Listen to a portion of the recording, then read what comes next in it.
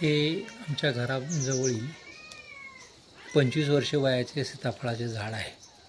हे संपूर्णपणे कोरडवाहू आहे। याला इथे घराच्या वरील पत्र्याचे पाणी मिळते आणि बाकीचे पावसाचेच, म्हणजे सगळे जे काय पाणी मिळते ते पावसाचेच मिळते।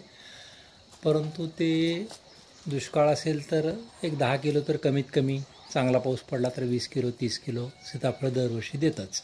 आणि हे सीताफळच आपल्या सीताफळ बागा लावण्यामागची प्रेरणा आहे। कारण इथं जर हे कोरडवाहू पद्धतीनं चांगलं इतकं येतंय तर तसंच आपण करायचा प्रयत्न करतोय। आता आज 12 डिसेंबर आहे। 12 डिसेंबर असताना सुद्धा ह्या झाडाची जर आपण पानं पाहिली तर पानं एक 80-90% पानं अजून हिरवी आहेत, थोडीफार पानं पिवळी पडलेली आहेत आणि अगदीच असं करपून गेलेली पानं, ह्याच्यासारखी पानं फारशी नाही आहेत। ही इथं पानांची कंडिशन्स इथली दाखवायची हे खरं मुख्य कारण आहे। बाकी चांगली अशी करपून गेलेली पानं फार कमी, हे पिवळं पडलेलं पानं आहे आणि करपून गेलेली पानं तर नाहीत। बाकी आता म्हणजे झाडाचं पानांचं जसं वय होतं तसं ते पिवळी पडून गळणं अपेक्षित आहे, परंतु अशा पद्धतीनं सुद्धा होतं। हे आणखी एक 16-17 वर्षाचे झाड आहे, ज्यालाही व्यवस्थित उत्पादन निघतं आहे। ते संपूर्ण कोरडवाहूच आहे आणि याचीसुद्धा पानांची कंडिशन्स आपण पाहिली तर पानांची कंडिशन चांगली आहे। हे आता बागेतील सीताफळाचे झाड आहे। बागेतच आहोत आपण, उभा आहोत। आता ह्याला 8 वर्ष पूर्ण झालेली आहेत आणि गेली 5 वर्ष हे संपूर्णपणे कोरडवाहू आहे। परंतु ह्याची जी आता ही जी पानांची कंडिशन आहे, ही पानं पिवळी पडून न सुकता अशीच डायरेक्टच करपून गेल्यासारखी सुकलेली आहेत। आणि मगापासून आपण जे चर्चा करतोय ती ह्याच्याच संदर्भात करतोय। आता ह्याच्या अगोदर 2 बहार आमचे ह्याला सीताफळं लागली, परंतु शेवटच्या टप्प्यात अशी पानं खराब झाली, त्यामुळे आता ही जुनीच सीताफळ आहे। ही अशी जुनी सीताफळं आपल्याला तशीच बागेत सोडून द्यावी लागली। यावर्षी संपूर्ण बागेतून पहिल्यांदा 1 टनवर सीताफळ निघालं, त्यामुळं त्यातून सिद्ध काय एवढंच झालं की सीताफळ येऊ शकतं आहे। आता ही काय इथली जी काही सॉईल कंडिशनिंग होत्या, काय होतं किंवा ते सीताफळाच्या झाडाचं वय असेल, त्यातून जे काही फरक पडले की आता साधारणतः इथून पुढं पीक येऊ शकतं अशी स्थिती आहे। आता आपण चर्चा काय करतोय की हे असं का होतं। आता का होतं याचं शेवटी काही ते सीताफळ माझ्याशी बोलत नाही, पण मी आपला एक अंदाज व्यक्त करतोय की आपण जे आता दोन्ही पूर्वीची झाडं पाहिली, त्या दोन्ही झाडांच्या ठिकाणी एक आहे की त्यांचं वय जादा आहे आणि दुसरी गोष्ट काय आहे की तिथं पहिल्यापासून कधीही कुठलंही केमिकल पडलेलं नाही एक। आणि आता तसंच ते घराजवळचं जे सीताफळ आहे त्याला तर मला आठवतं नक्की की अगदी म्हणजे पहिल्यापासून सीताफळ लागलेत, असं कधी सीताफळ म्हणजे इथं जसं होतंय किंवा लागतेच सीताफळ पण पानं खराब झाली म्हणून उत्पादन आलं नाही, असं काही त्यात झालेलं आठवत नाही। मग आता हे असं का होतंय असं विचार केला तर एकतर आत्ता मगाशी सांगितलं तसं की इथं आपण भरपूर केमिकल्स टाकली होती, ती काही केमिकल्स कमी म्हणजे हळूहळू डिटॉक्स कमी होत चाललेले असतील, तसं त्याला उत्पादन येईल।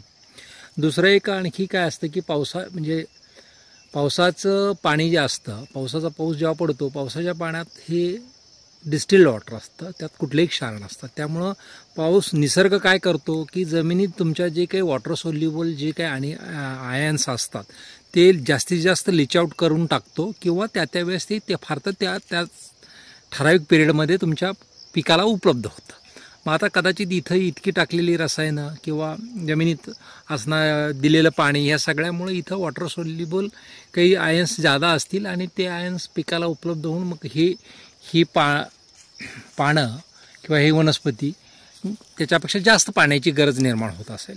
साधारणतः आपण हे पाहू शकतो की उन्हाळ्यात आपल्याला जर दररोज 1 लिटर पाणी लागत असेल तर आपण पुरणपोळी खाल्ली तर आपल्याला त्या दिवशी 1.5 लिटर तर कमीत कमी पाणी लागतं। त्यामुळे जिथं वॉटर सोल्युबल आयन्स जादा आहेत अशा स्थितीत पिकाची पाण्याची गरज कदाचित वाढत असेल आणि त्यामुळे ते पिकं पाणी जादा मागत असतील। आपण इथं पाणी देत नाही, पाणी देऊ शकतो, परंतु माझं स्वतःचं हा प्रयोग असं चालू आहे की कोरडवाहू शेतीत आपल्याला कसं चांगलं एक उत्पादन घेता येईल।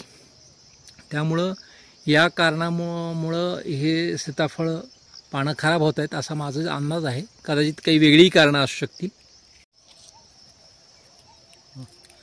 वॉटर सोल्युबल आयन्सबद्दल आत्ताच मी बोललो. आपण निसर्ग काय करतोय की पावसाचं जे डिस्टिल वॉटर आहे ते जमिनीत असणारी वॉटर सोल्युबल क्षार स्वतःत विरघळून घेतं आणि ते त्यावेळेस थोडेफार पिकाला उपलब्ध असेल, पण जास्त झाला पाऊस का ते जमिनीत न वाहून समुद्राला जात असतात किंवा खालच्या ग्राउंड वॉटरमध्ये ते पाणी जात असतं आणि मग ते क्षार म्हणजे जमिनीत पिकाच्या मुळ्याच्या आसपास असणारे वॉटर सोल्युबल क्षार कमी करायचा निसर्ग प्रयत्न करत असतो. आपण जमिनीखालचं जर पाणी काढलं तर त्यातसुद्धा क्षार जास्त असतात आणि त्यामुळं मग फोकावका नेहमीच म्हणत असतात की जमिनीखालचं पाणी तुमच्या पिकाला देणं म्हणजे जमिनीचं हळूहळू वाळवंटीकरण करणे. आता ते का, तर निसर्गाचा प्रयत्न काय आहे की जमिनीतले वॉटर सोल्युबल क्षार जास्तीत जास्त कमी करणे. परंतु आपण जेव्हा असं बाकीचं पाणी देतो तेव्हा ते आपण असे क्षार इथं आणून टाकत असतो. आणि आता आपण पाणी दिल्यानंतर कुठल्याही जमिनीत पाहिलं तर तिथं पाणी जेव्हा उडून जातं त्यातलं पाण्याचं इव्हॅपरेशन होतं त्यावेळेस तिथं आपल्याला क्षारयुक्त झालेली जमीन पांढरे क्षार दिसतातच. म्हणजे आपण निसर्गाचं काम जे काय आहे त्याच्याबरोबर उलटं काम आपण करत असतो. की आता पिकाला पाणी देणे ही खरं तर म्हणजे इतकी बेसिक संकल्पना आहे की पाणी दिल्याशिवाय शेतीच कशी होऊ शकते. परंतु आता आणि त्याचे आपण फायदे पाहतो की पाणी बागायत शेती केली की आपलं उत्पादन वाढतं हे होतं, परंतु पुढे जाऊन ते अंतिमतः 10-25 वर्षानंतर 50 वर्षानंतर 100 वर्षानंतर 200 वर्षानंतर तर जमीन ती शारपट होणार.